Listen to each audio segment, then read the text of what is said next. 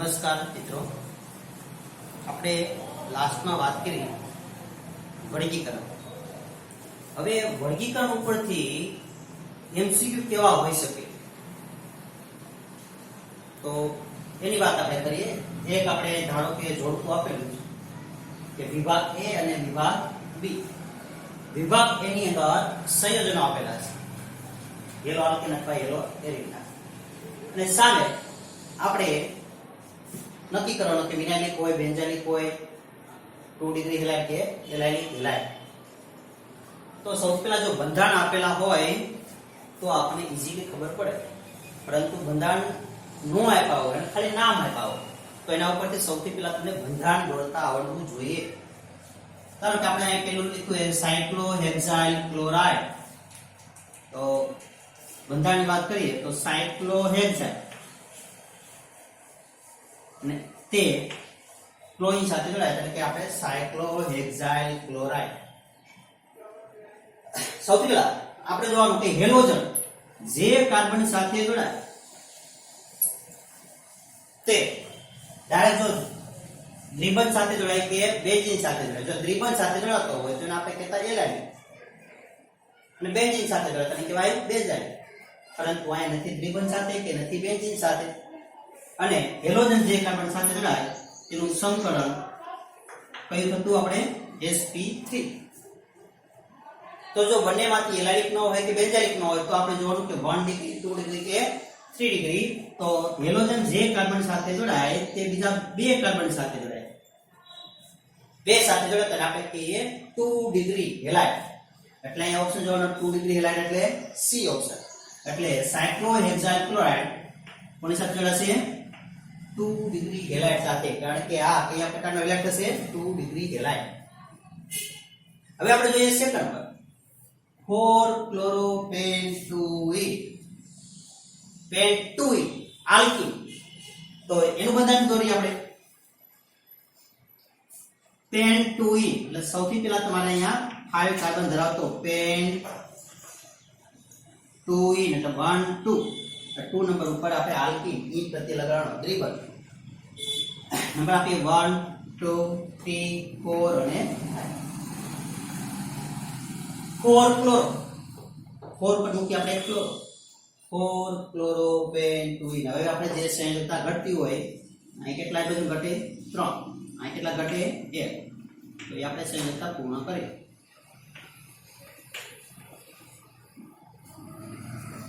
હવે આપણે જોવું જવાનું કે કયા પ્રકારનો એ હેલાઇડ હશે.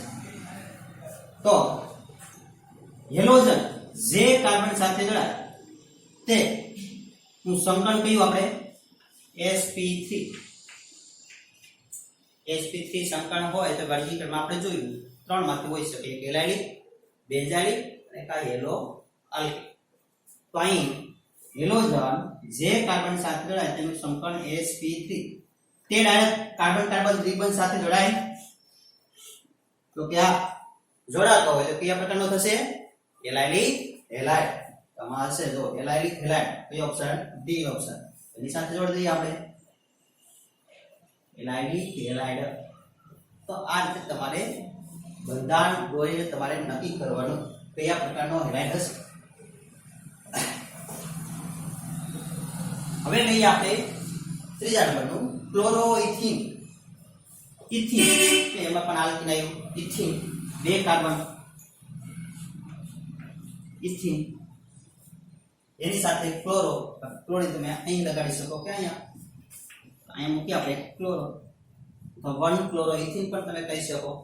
ક્લોરોઇથીન અહીં સંયોજકતા ઘટે આપણે 2 હાઇડ્રોજન મૂકીએ, અહીં 1 હાઇડ્રોજન. હવે આપણે કયા પ્રકારનો હેલાઇડ થશે? તો આપણે જોઈએ કે હેલોજન જે કાર્બન સાથે જોડાય તેની બાજુમાં દ્વિબંધ હોય તો આપણે સંકલન કયા પ્રકારનું થાય? sp2. તો sp2 સંકલન થતું હોય તો બે પ્રકારના આપણી પાસે વર્ગીકરણમાં હેલાઇડ હતા. એક વિનાઇલિક હેલાઇડ અને બીજું એરાઇલ હેલાઇડ. તો અહીં જો હેલોજન જે કાર્બન સાથે જોડાય sp2 સંકલન હોય ડાયરેક્ટ કાર્બન કાર્બન દ્વિબંધ સાથે જોડાતો હોય તો એને આપણે કહેતા વિનાઇલ ક્લોરાઇડ, વિનાઇલિક હેલાઇડ. એ કહેશે વિનાઇલિક હેલાઇડ. એટલે અહીં ત્રીજા સામે આવશે A.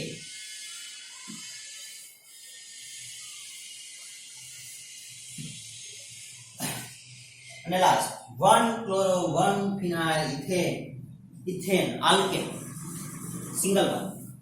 ઇથેન માં કેટલા કાર્બન હોય? 2 કાર્બન. બીજું લખું 1 ક્લોરો 1 ફિનાઇલ અને કેના પર નંબર આપી દઈએ 1 ને 2. તો 1 ઉપર જ ક્લોરીન અને 1 ઉપર ફિનાઇલ. ફિનાઇલ એટલે બેન્ઝીન રિંગ અથવા વલય. અહીં સે જતા ઘટે એક હાઇડ્રોજન મૂકે અહીંયા. ખ્યાલ છે સિંગલ બોન્ડ. હવે જોઈએ કે હેલોજન જે કાર્બન સાથે જોડાય તેનું સમકરણ સિંગલ બોન્ડ હોવાથી કેવું થશે? sp3. અને તે કાર્બન ડાયોક્સાઇડ એરોમેટિક રિંગ અથવા બેન્ઝીન સાથે જોડાતું હોય ને આપણે કહેતા બેન્ઝાઇલિક હેલાઇડ. તો લાસ્ટમાં વિધિ કયું? Benzylic halide. તો આ રીતે તમને કોઈ પણ સંયોજનના નામ આપેલા હોય તો સૌથી પહેલા ઝડપથી તેનું બંધારણ દોરો અને બંધારણ ઉપરથી એ કયા પ્રકારનો હેલાઇડ હોય તે નક્કી કરો. પણ એના માટે તમને વર્ગીકરણ તમને આવડવું જોઈએ. તમે કોઈ પણ એ નક્કી કરો ત્યારે ખાસ જોવાનું, સૌથી પહેલા હેલોજન ઉપર જોવાનું. હેલોજન જે કાર્બન સાથે જોડાય તે કયું સમકરણ ધરાવે? sp2, sp3 અથવા બંનેમાંથી એક ન હોય તો આપણે સામાન્ય આલ્કાઇલ હેલાઇડ અથવા હેલો આલ્કેન. એમાં એક પહેલું આપણે હતું કે એક જ હેલોજન હોય તો મોનો, 2 હોય તો ડાય અને 3 હોય તો ટ્રાઈ હેલો આલ્કેન તમે કહી શકો.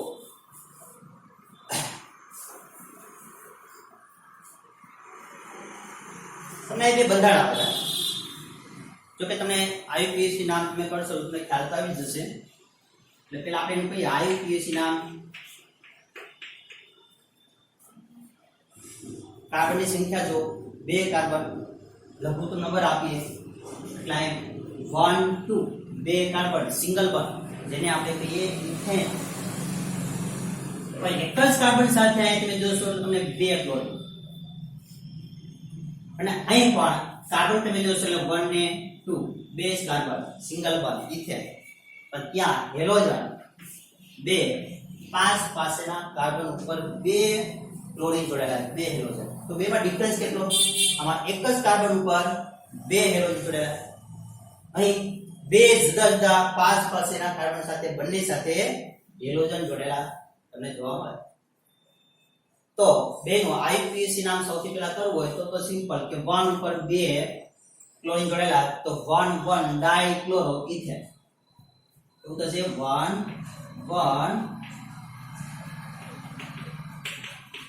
ડાઇક્લોરો.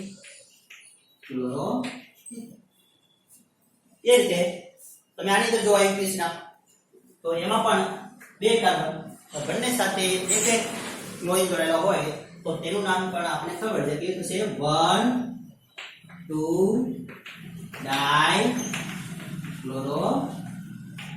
ઇથેન.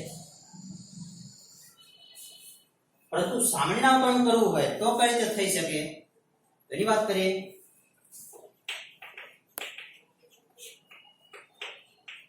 મિત્રો હંમેશા યાદ રાખજો કે એક જ કાર્બન સાથે 2 હેલોજન જોડાયેલા હોય તેને કહેવાય જેમિનલ ડાયહાઇડ.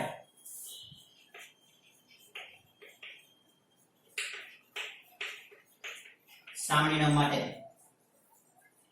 એક જ કાર્બન સાથે 2 હેલોજન જોડાયેલા હોય તેને કહેશું આપણે જેમિનલ ડાયહાઇડ. અને જ્યારે કે અહીં ક્લોરીન હોય તો આને આપણે કહીશું ડાઇક્લોરાઇડ. પરંતુ 2 5 પાસે કાર્બન સાથે 2 હેલોજન જોડાયેલા હોય તો એને કહેવાય વિસિનલ ડાયહાઇડ. વિસિનલ ડાયહાઇડ.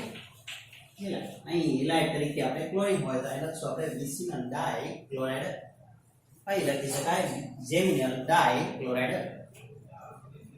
આ એનું સામાન્ય નામ છે. બીજું સામાન્ય નામ ઇથાઇલિન. એ પણ યાદ રાખવા જેવું. ઇથાઇલિન ક્લોરાઇડ.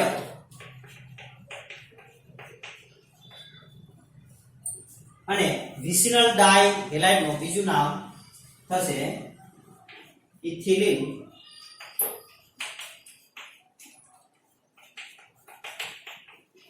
ક્લોરાઇડ.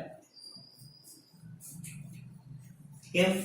બે કાર્બન એટલે ઇથાઇલિન અને આની અંદર ક્લોરીન રહ્યા એના માટે લખાશે ક્લોરાઇડ. પરંતુ વિસિનલ ડાયહાઇડ હોય ત્યારે તમારે લખાશે ઇથિલિન ડાઇક્લોરાઇડ. ઇથિલિન ડાઇક્લોરાઇડ. એટલે આમાં ડાય નથી લગાડવાનું, આમાં લગાડવાનું છે ડાય. ઇથિલિન ડાઇક્લોરાઇડ. આનું થશે ઇથાઇલિન ક્લોરાઇડ. તો ફરીથી એક જ કાર્બન સાથે બે હેલોજન જોડેલા હોય તેને કહેવાશે જેમિનલ ડાયહાઇડ. પરંતુ બે 5 પાસેના કાર્બન સાથે બે હેલોજન જોડેલા હોય તેને કહેવાશે વિસિનલ ડાયહાઇડ. બીજું પણ એક કીધું એમ સામાન્ય નામ યાદ રાખવાનું આપણે ઇથાઇલિન ક્લોરાઇડ. આનું થશે ઇથિલિન ડાઇક્લોરાઇડ.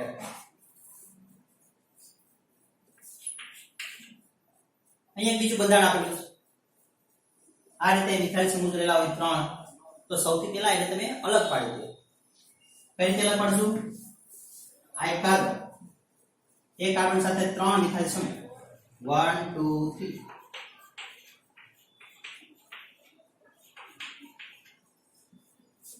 એ ડાયરેક્ટ કાર્બન રહ્યો એ મિથિલિન સમૂહ સાથે જોડાય અને તે ડાયરેક્ટ ક્લોરીન સાથે જોડાય. ચાલો આયુપીએસી ના મને સામાન્ય નામકરણ કરવું હોય તો કઈ રીતે કરી શકાય? તો એની વાત કરીએ આપણે.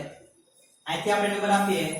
હાઇડ્રોકાર્બનમાં લાંબામાં લાંબી કાર્બન શૃંખલા આયુપીએસી નામકરણ કરતી વખતે લાંબામાં લાંબી કાર્બન શૃંખલા પસંદ કરવી પડે. તો અહીંથી તમે નંબર આપો 1 2 અને 3. તો બે નંબર ઉપર બે શાખાઓ પડે, પણ લઘુત્તમ શાખાઓ રહેવી જોઈએ એટલે અહીંથી તમારે નંબર આપવો પડે 1 2 3. તો આયુપીએસી નામકરણ કરવું હોય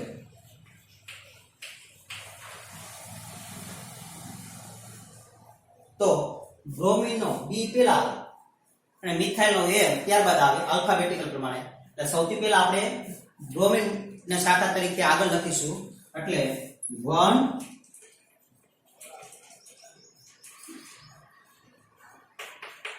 બ્રોમો 2 2 ડાઈ મિથાઇલ અને આલ્કેનમાં 3 કાર્બન ધરાવતો કયો? પ્રોપેન.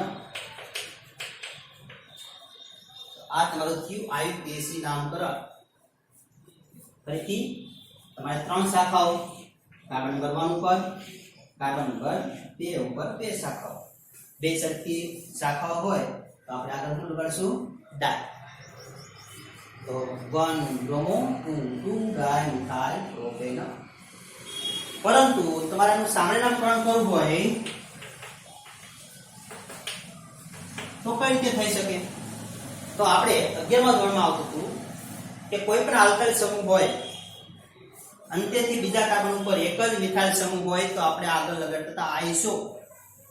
પરંતુ અંતેથી બીજા નંબરનો કાર્બન હોય અને ત્યાં બે મિથાઇલ સમૂહ હોય તો આપણે લગાડતા નિયો. તો અહીં તમે જોશો કાર્બન પર 2 નંબર ઉપર બે મિથાઇલની શાખા હોય તો આપણે લગાડીશું નિયો. નિયો. ટોટલ કેટલા કાર્બન ગણી લેવાના? સામાન્ય નામમાં ખાસ યાદ રાખવાનું, બધા કાર્બન ગણી લેવા. તો 1 2 3 4 5. તો કેવા છે? પેન્ટાઇલ. નિયો પેન્ટાઇલ.